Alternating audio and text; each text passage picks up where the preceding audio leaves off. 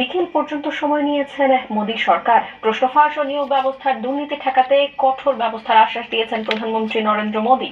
সরকারের আশ্বাসের পর অনশন ভেঙেছেন সমাজকর্মী সোনাম ওয়াংচুক। তবে দাবি আদায় না হওয়া পর্যন্ত বিক্ষোভ চালিয়ে যাওয়ার সিদ্ধান্তে অনড় রয়েছে ককরোচ জনতা পার্টি। ধর্মেন্দ্র প্রধানকে শিক্ষামন্ত্রীর পদ থেকে না সরানো হলে বৃহত্তর আন্দোলনে নামার ডাক দিয়েছে সিজেপি। সঞ্জিদা ইসলাম তন্নির ডেস্ক রিপোর্ট। প্রায় 1 ঘন্টার বৈঠকেও ককরোচ জনতা পার্টি সিজেপির 2 প্রতিনিধিকে কিছুতেই টলাতে পারলেন না নরেন্দ্র মোদী সরকারের 2 মন্ত্রী। শিক্ষামন্ত্রী ধর্মেন্দ্র প্রধানের পদত্যাগের দাবি পর্যালোচনার জন্য শনিবার বিকেল পর্যন্ত সময় নেয়ার পরও আন্দোলন চালিয়ে যাওয়ার সিদ্ধান্তে অনড় জেনজিদের প্রতিনিধি সিজেপি।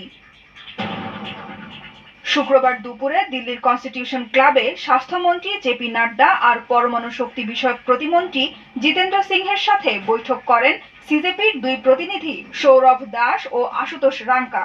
শিক্ষামন্ত্রীর পদত্যাগ ছাড়াও ভারতের মেডিকেল ভর্তি পরীক্ষা নিট এর প্রশ্নপত্র ফাঁস